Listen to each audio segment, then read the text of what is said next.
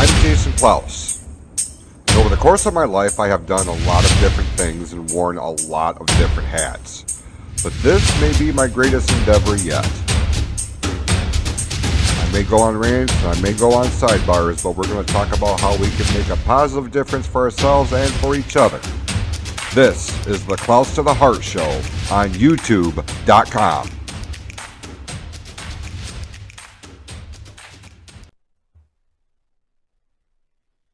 Hello, everybody. I'm Jason Klaus, and you are listening to the Klaus to the Heart podcast, the PFC Podcast Network's flagship show here on Anchor.fm. Certainly appreciate you tuning in this week.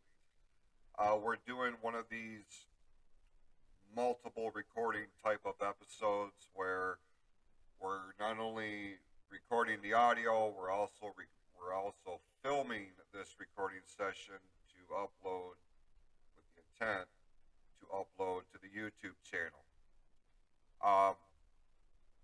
Before we get into the topic, I wanted to say a couple of things. Like, first and foremost, I want to address Nikki Falsoni is still very much a part of the show. She's still very much a part of the network. The fact of the matter is, she and Jesse are, they got a lot of things on their plate right now. My schedule and her schedule just have not been able to get on one page here. They're in good health. It's nothing like that. They have a lot of things happening right now that require her immediate attention. And make no mistake about it, she is still very much a part of this thing. This week's topic was one that I felt like she would have her own unique perspective on. And I've been sitting on this for a couple of weeks, waiting to see how the cards were going to fall. But as life happens, it throws curveball after curveball after curveball, and we weren't able to get on one page at one time.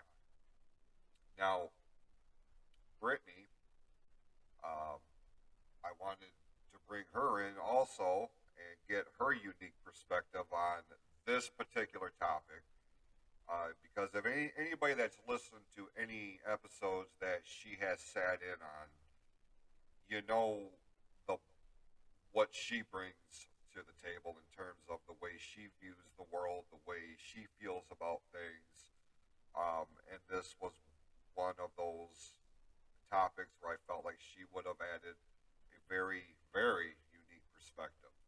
So this may be something that we come back around in a week or two to get their 2 cents in on, but at the same time, because of the nature of this topic and where it stemmed from, I didn't want to sit on it any longer. Like, I wanted to get something out there. I wanted to address this. So we're going to here. Now, I will say, full disclosure, anybody that's listened or watched any of my content, any of the shows that we do here on the PFC Podcast Network, I tend to go on rants and sidebars and things of this nature. I'm not sure where all this show is going to go. I am going to do everything that I can to keep shit on the rails, but there are no promises. You know how I am, especially when I get fired up about something. Now, with all that being said, I am in a moment. I'm going to read you an email that I got. Now, generally, listen, I email correspondence to the network, correspondence to the show has been nothing new here. Fact of the matter is I pick and choose what I'm going to utilize in terms of what I bring on the air here. There are emails, there are direct messages, there is correspondence that comes my way to where I'm like, there ain't no shitting way this is going to see the light of day.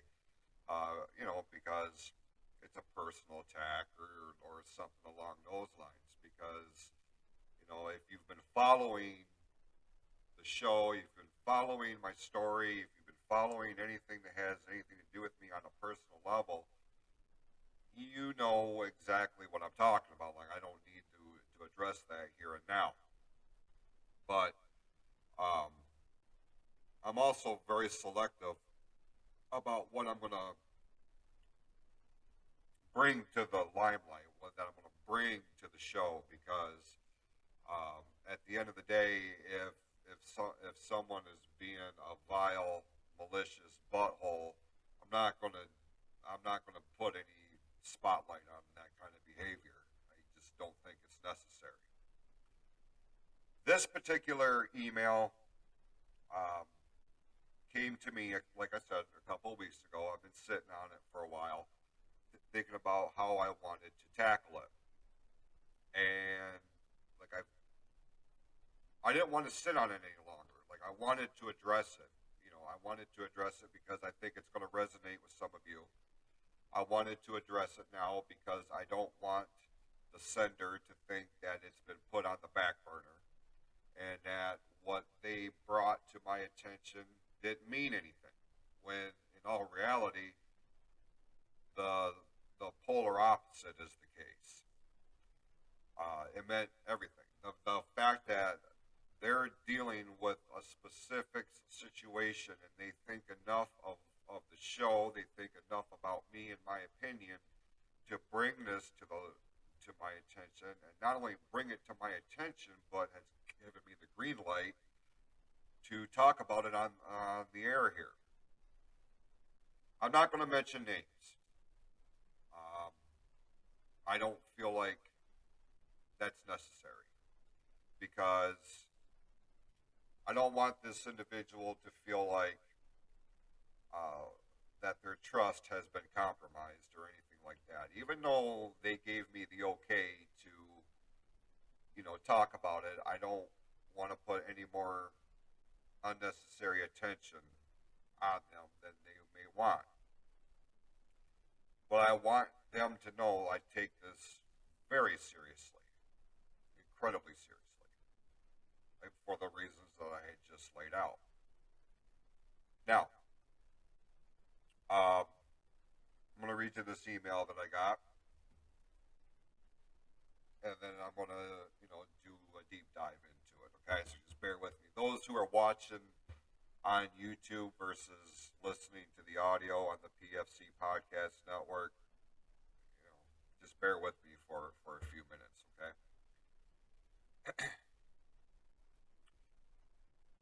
Last week, the wife hit me with, "You're always trying to control me." I thought I was being realistic and practical. I'll give you a quick backstory. My wife is a caring, independent, and beautiful woman. She's also an extrovert, a real people person. She needs social interaction. I, on the other hand, am the shy introvert type. You know the saying, opposites attract. I've gotten a lot better thanks to her and also where I work. You know firsthand where you and I work, the day usually goes faster when you have someone to help distract you from the monotony. Anyways, up until early 2020, she was a very busy and hard worker. She is a nail tech that would work 12 hours a day. Luckily, we were able to turn an extra room at home into her salon. She loves her clients, but would get cabin fever easily, even in the summer. In April of 2020, she had a stroke that disabled her right side. That also took away her independence and also her daily interaction with others. She's been working very hard to recover, and she's come a long ways. So much so that she's recently gone back to work. She does tend to forget that she's still partially disabled. Like I said, she has come a long ways, but she still can't drive, cook for herself, or go down the stairs with either assistance or a second handrail. Last week, while getting her feet done, her nail tech mentioned how great it would be to have someone as hardworking and client educated working with her in her salon. As soon as I said that's not a good idea, and before I even had a chance to justify my reasons, she hit me with, "See, you're always trying to control me."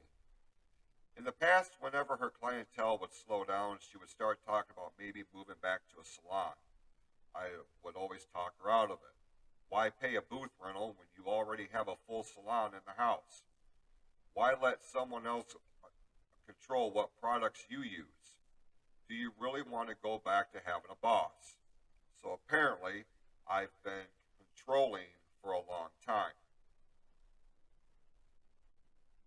And with this recent one, she didn't even consider how she would get to the salon and back every day now that she can't drive. Anyways, that's about it for this example.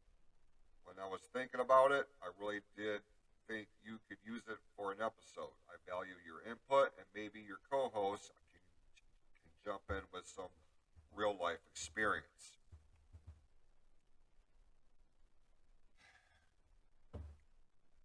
Even though that this is a personal thing that my friend is dealing with, the underlying, I don't want to say issue, the underlying moral of the story here,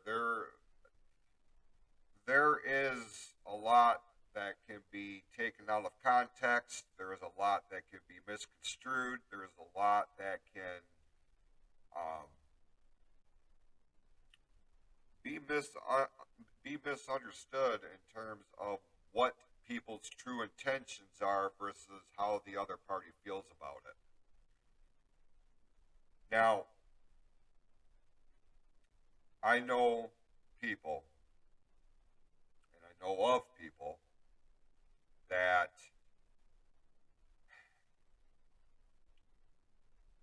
they feel like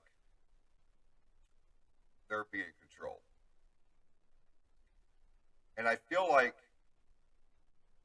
that ultimately it all depends on how the recipient feels about that.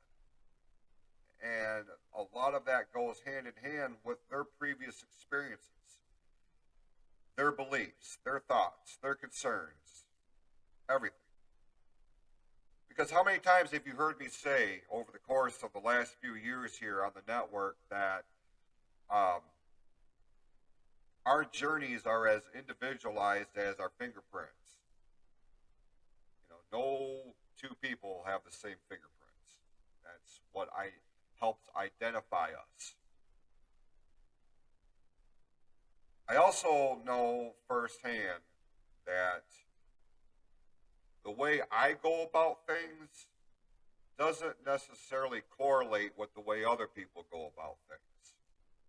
So the fact that my friend who is dealing with this, and full disclosure, this is a conversation that we have touched on in several ways over the course of several months, because as he alluded to in the email, we work at the same place. I don't need to put that out there. Anybody who knows knows. If it's that important to you, you can go back to one of the previous episodes in the archives. It's probably mentioned in there. At the same time, I like this. This hit home for me because I know this man pretty well. Like, he and I have known each other long enough to know, and he and I have had personal conversations, very, very personal conversations over the course of an 8 or 9 hour shift that gives me some insight on what makes him tick. Also, in full disclosure, I've never met his wife. I, I, I didn't know how she was before the stroke, and I don't know how she is now post stroke. But over the course of conversation that only he and I have ever had in terms of like whatever he has ever said to me, I have not uttered to anybody else, especially to anybody else that we work with. These are A and B conversations. So anybody that's not involved in that conversation, you can, well, see your ass the way out of it. But I know this guy. I have my finger on the pulse, as it were. I know what his intentions are. I know where he's going with this. I know what he would like to see happen. And at the end of the day, at the end of the day, the best interest in the love of his life is at the forefront of every decision, every plan, anything that he thinks about. His wife is at the center of that. This is the guy who, up until recently, and in an effort to provide for his family, not just his wife, pre and post stroke, but his kids as well, their kids. This is the guy who worked 2 full-time jobs. 2 full-time jobs.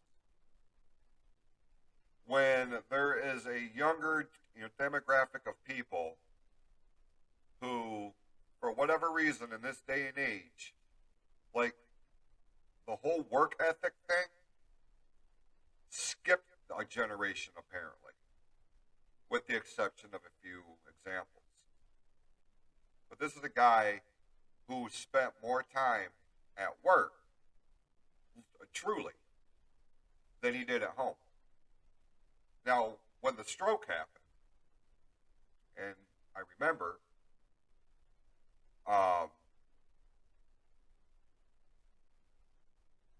it would have been real easy to let everything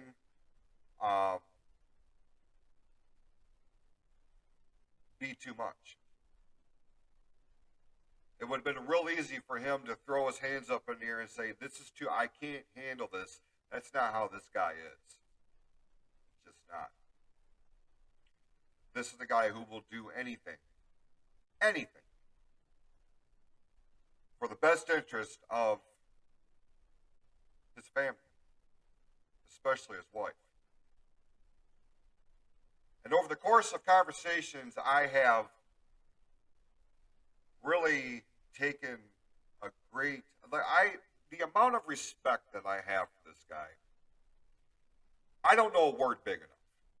And anybody who knows me knows how big respect is. Like I could not like you for whatever reason. But there's a difference between not liking somebody and not respecting somebody. You may be the biggest asshole in the world, but if you are doing something that is extraordinary, even I have to acknowledge that. And I respect that. Doesn't mean I'm going to invite you over for the barbecue, but I respect you. If I don't have respect for you, I likened you to the shit that I peel off the bottom of my shoe after stepping in it. You know what I mean? Now back on track. See? Told you, sidebar. This is a guy who, he and I, we have a lot in common in how we go about our lives. We have a lot in common in terms of what we will put ourselves through for the ones that we care about, for the ones that we love, for the ones that we provide for.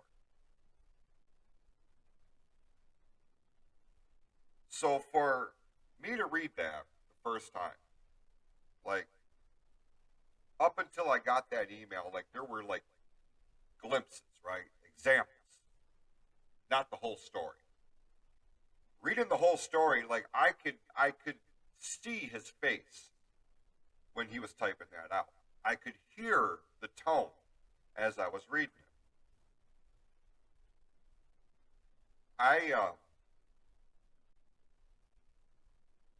This is one of those guys that I will go to bat for any day of the week and twice on Sunday.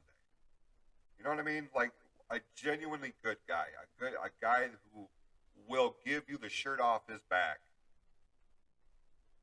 in an effort to help somebody else. That's just how he is.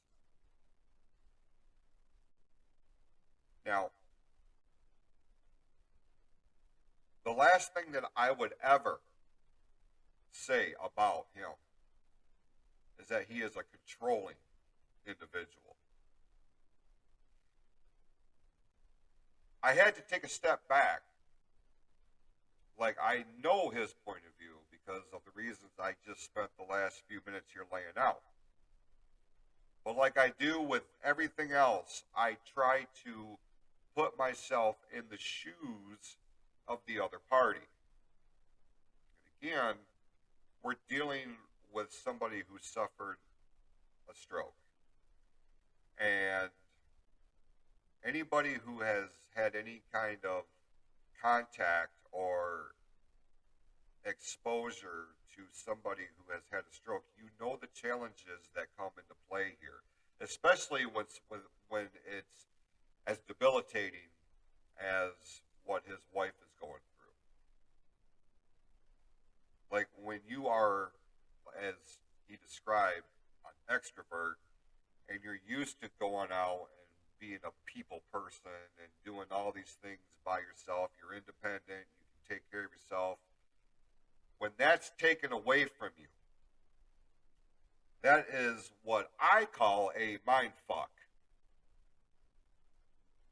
I couldn't even imagine what kind of mental process goes on when you go from a life to where you can do anything and everything by yourself to within the blink of an eye,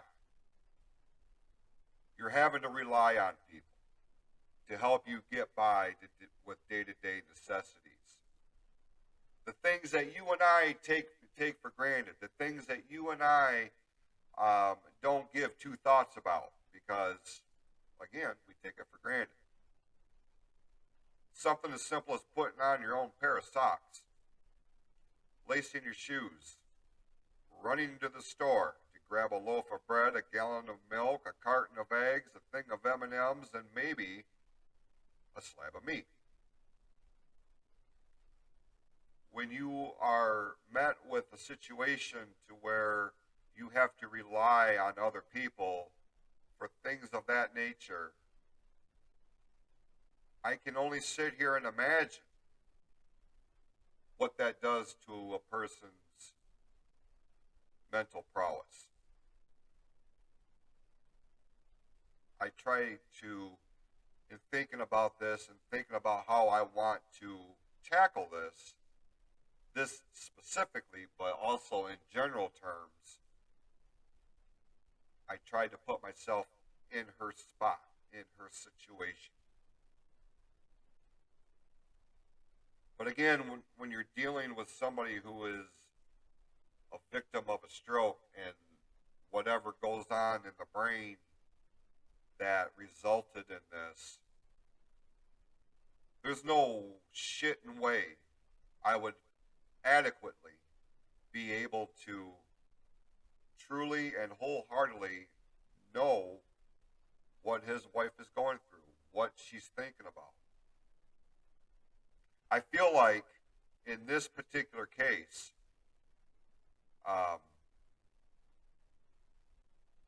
there's a lot of different emotions that come into play here. There's anger, there's sadness, there's disappointment, there's fear, there's all of these different, by and large, negative emotions that if you have no other way to express that other than to just sit with your thoughts for hours and hours and hours on end, it's going to alter the way you view the world And more specifically, it's going to alter the way you view the people in your lives, regardless of who they are, regardless of how long you've known them, regardless of any of that. I would imagine in her case, in some aspects, she feels defeated. Because the last thing that an independent person wants to feel like is somebody who needs to rely on other people. The last thing you want to think about is that you are in a helpless state. When in reality, as much as it sucks, that's what's happening. And I would suggest that you, instead of being confrontational, and I know this is easier said than done, I totally get it. But at some point, you got to come to the realization this is real life now. This is what your life is right now. And yes, you may be on the road to recovery, and there's no telling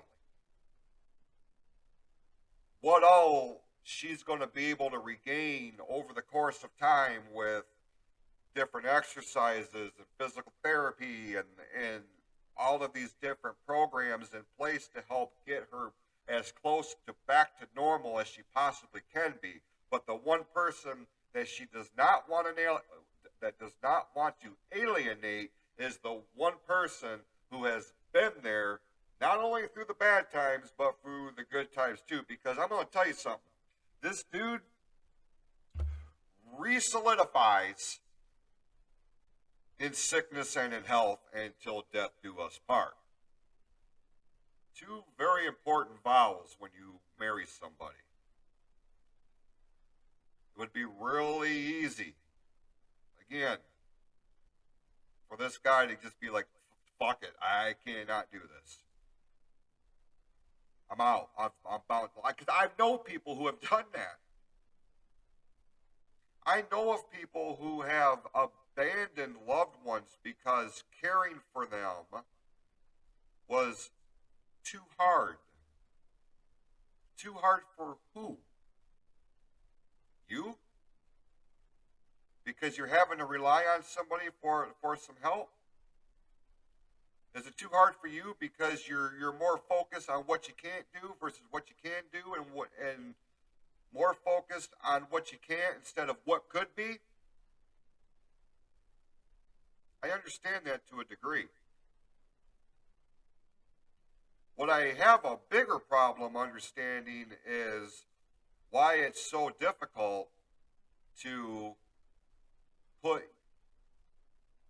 your personal agenda on pause while you take care of somebody that means something to you. And it doesn't have to be a spouse. It doesn't have to be a significant other. It could be a parent, grandparent, aunt, uncle, friend, somebody that means something to you. If the roles were reversed, how would you go about it? Would you be one of the ones that were right there on the quote-unquote front line and going through the bullshit with you to get you back to where you want to be? Or are you going to be somebody that just says, to hell with it, I can't do it, I'm out? Peace. You got to think about that, man. Because when you focus more on what can't, and you're more focused on why you're pissed off because you're having to rely on somebody. Look, it fucks with our egos. Our self-esteem takes a hit. Like every fiber of our being is affected in one way or the other. But at the same time, you have to accept that this is reality. And instead of being confrontational, instead of being an asshole to the person who's there to care for you for once, for 1 second, think about what this person is doing for you. Think about the sacrifices that they are making. Not because they have to, exclusively, but because they want to, because you are somebody that they care about. In in the instance of when we're talking about our spouses, our significant others, that's part of it. You know what I mean? It's not going to always be sunshine and rainbows. But that doesn't mean that the storms that roll in have to last forever, because no storm lasts forever. Eventually it blows through. Now, with this particular email, it is it's a multiple layer thing here, man. Multiple layer. Because on one aspect, you have an individual who is, by and large, having to be very dependent on other people. They think that the other person who's there taking care of them are trying to control or dictate your life. This is where sidebars, this part here is where sidebars are going to come into play, full disclosure.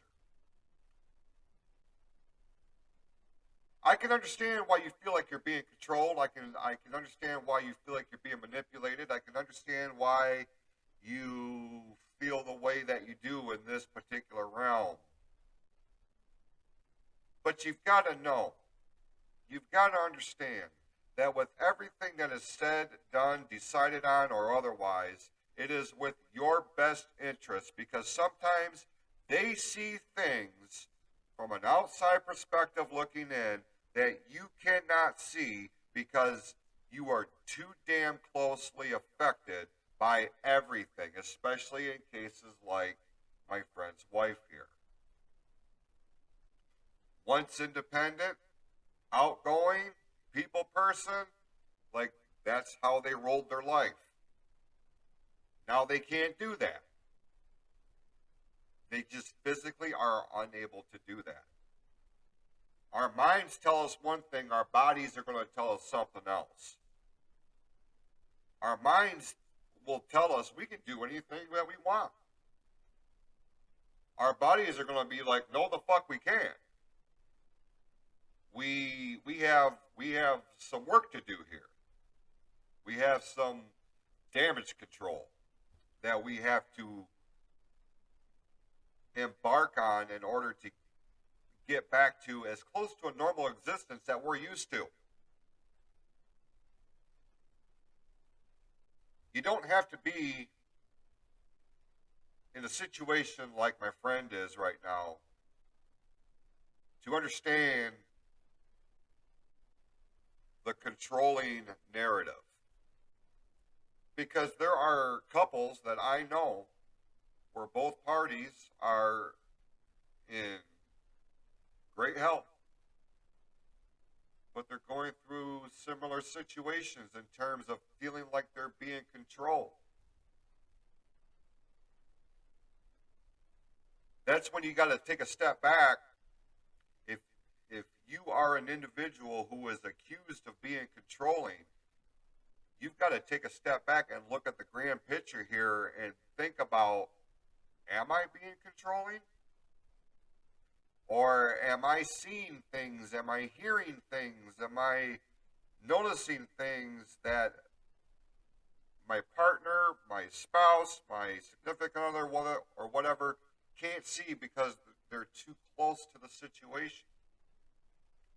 We may see things that are a threat to our significant others that they don't see. And when you try to voice that opinion, when you try to voice your feelings, when you try to relay these concerns, you're shut down. You're being accused of this, that, or the other. Why are you trying to control me? Why are you trying to run my life? Why are you trying to tell me what I can and can't do? A lot of cases, that's not the case.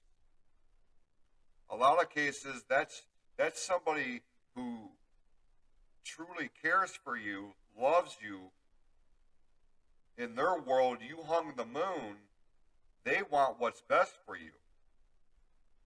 You're just not seeing it that way because your individual, desire to do this particular thing or be a part of this certain scenario, like you are so invested in what you want, you don't always have the capability to see what truly is.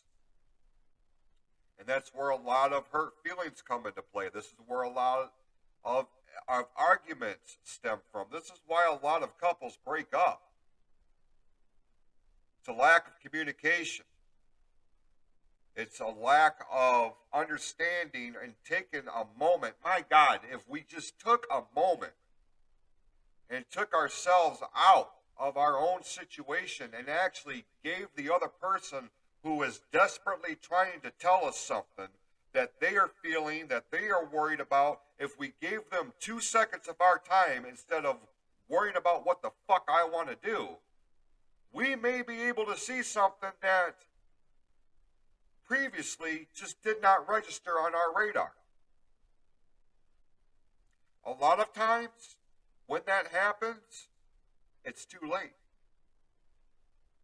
And by too late, I mean something's been said in retaliation that has caused a significant amount of hurt to the one that loves you.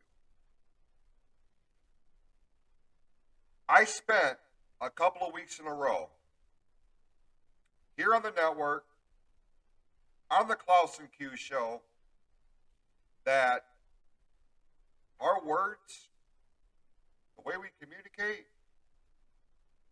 is among the most powerful weapons at our disposal. Our tongues, they don't have a bone in them, but it has the capability to do the most amount of damage to a person's, well, everything.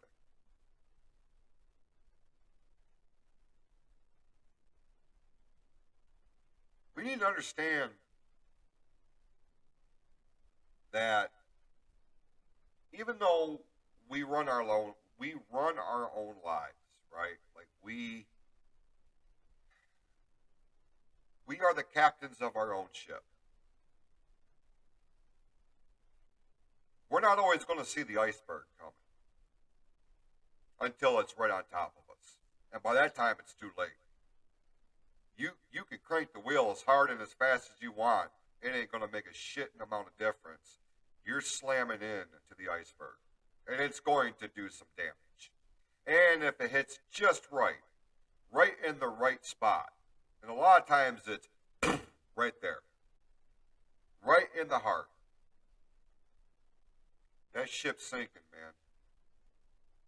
There's irreparable damage done.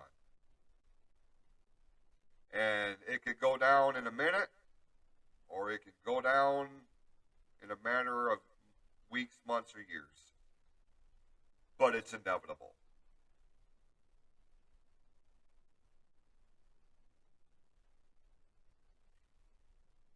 We need to learn to put our egos aside for a moment when somebody that means something to us, and in turn, we mean something, if not everything, to them.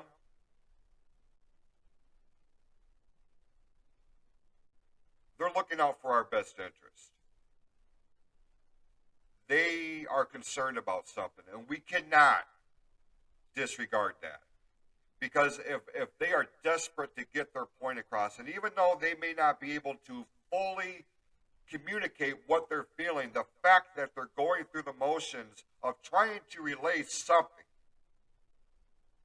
I feel like, and this is just my opinion, we owe them the opportunity to express what their feelings are, what their concerns are, what their worries are, what their fears are, in relation to how whatever the fuck is happening is going to affect us.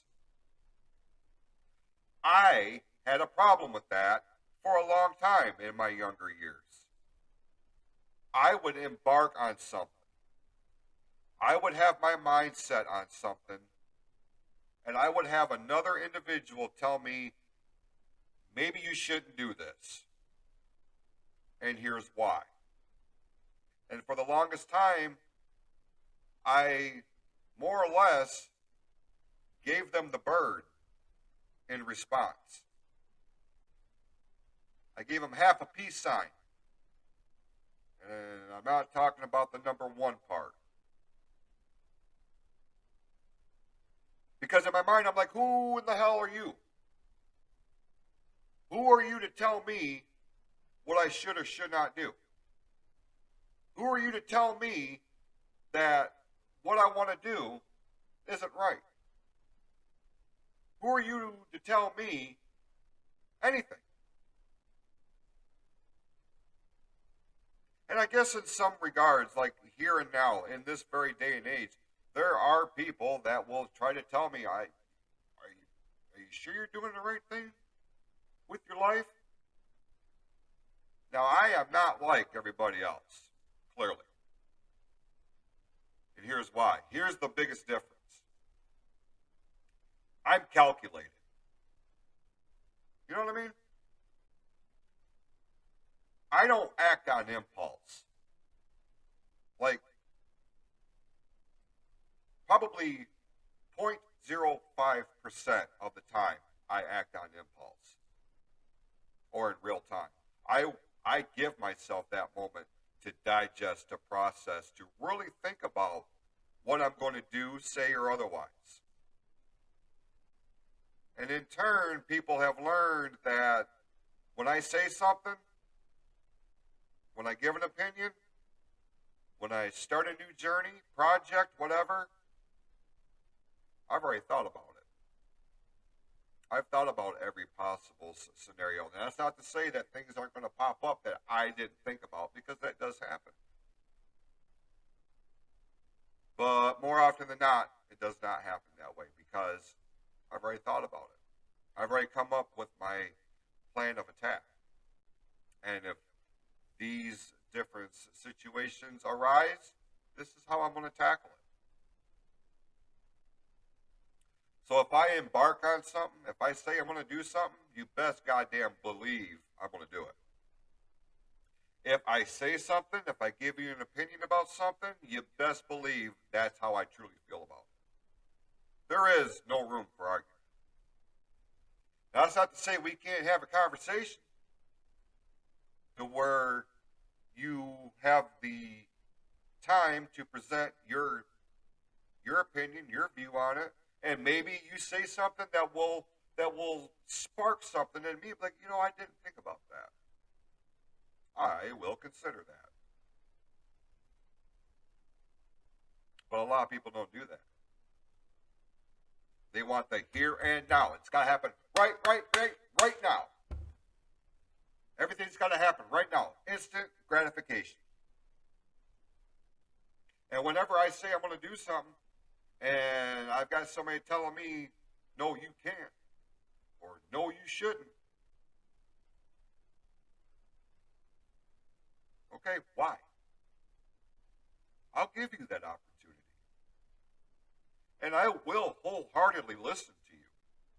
I will give you my undivided attention if it's something that you relay to me that this is serious. Like, what you have to say is important to you. When you relay it to me like that, the cell phone gets put down, the computer gets shut off, like, you have my attention. And I'll give you all the time in the world that you need to relay what it is that you're feeling in relation to what I'm fixing to do, say, or otherwise. But I'm not going to just justify or alter my course of action based solely on what you say. I will take it into consideration. Because let me tell you something. I've been in situations and relationships where I have been controlled. I have been in situations and relationships to where people are going to try to dictate who and what I'm going to do, be, or otherwise. In this day and age, at this time in my life, I no longer allow that to be a thing. But, like I just said, if this is something that means something to you, your opinion means this strongly, I'm going to give you the benefit of the doubt. I'm going to give you the opportunity to listen to what I have to say, and vice versa, I will listen to what you have to say.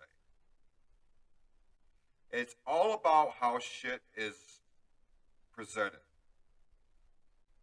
It's all about how and what your approach is. That's just how I am. I realize every situation is different. I know what it feels like to be or to try to be controlled.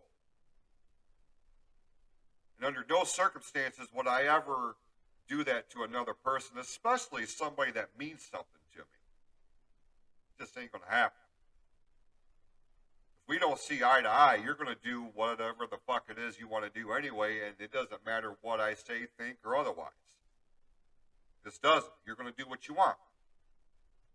But at the same time, I will know that I gave you my opinion, my thoughts, my fears, my concerns, all of that.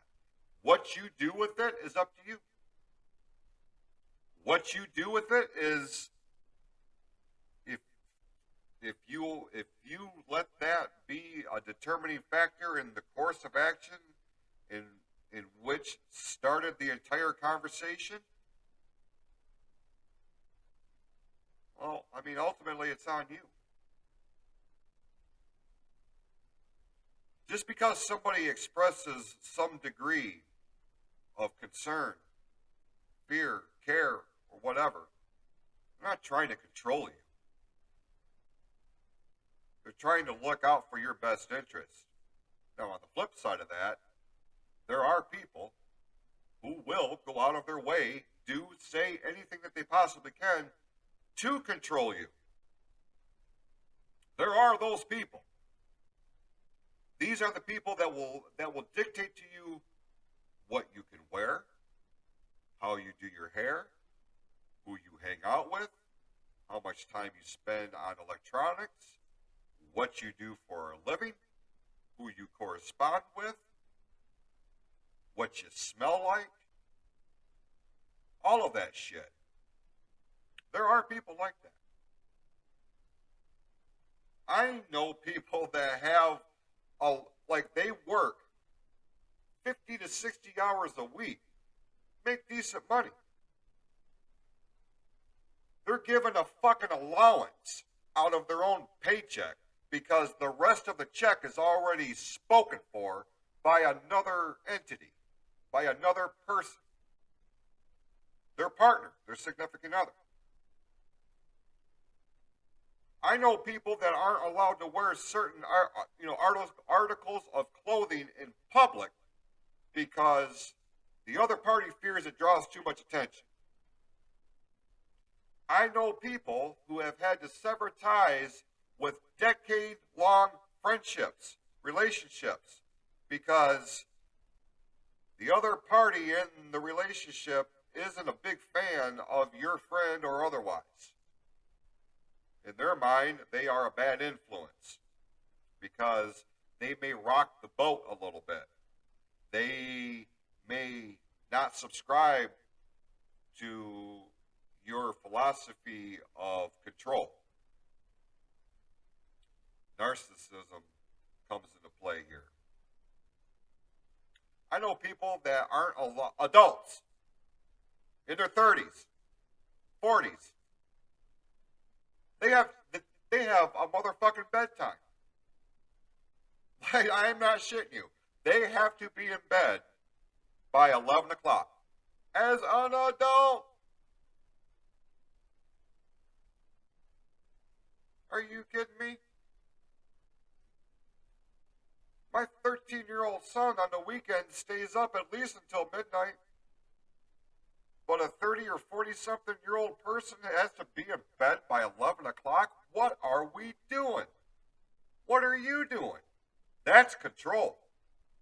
That's trying to control somebody. I mean, and in that last instance, the whole bedtime gimmick, When that person goes to bed, their partner leaves the house, goes to the bar, goes out partying. That's control. That's controlling a person. Not somebody that's trying to look out for your best interest, solely for your best interest. Not for any other reason, not for any other personal ulterior motive or anything. It is for your best interest that you may not be able to see, justify, rationalize, or anything. There's a huge difference here. Like the size of a crater inside Grand Canyon. It is on that level. That's how far apart they are.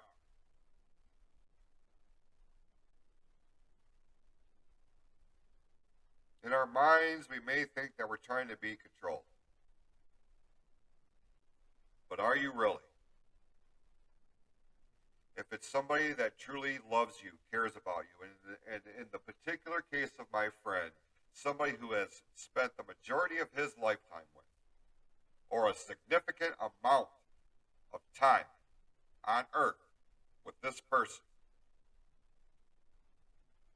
they're not trying to control you. They're trying to take care of you.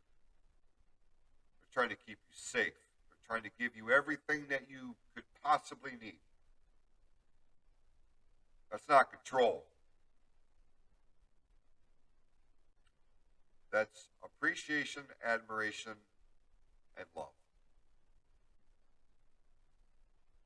That's what that is.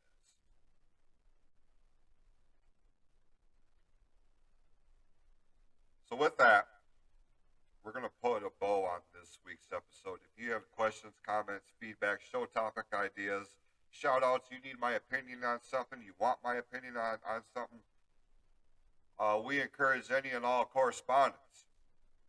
Even if it doesn't make the air, I will respond accordingly. You can find us over on Facebook at Close to the Heart, or you can find our official website at closetotheheart.net. And this Friday, quick programming note, this Friday, 6 p.m., hop on to facebook.com/Orion ONTV for the next installment of the Klaus and Q Show. And yes, despite personal setbacks, despite tragedy on some level, Quad L. Edwards is vowing to be at ONTV's studio this Friday at 6 p.m. for the next live episode of the Klaus and Q Show. We hope you will tune in on that particular evening. And with that, we appreciate all of you tuning in. Be awesome to yourselves and to each other.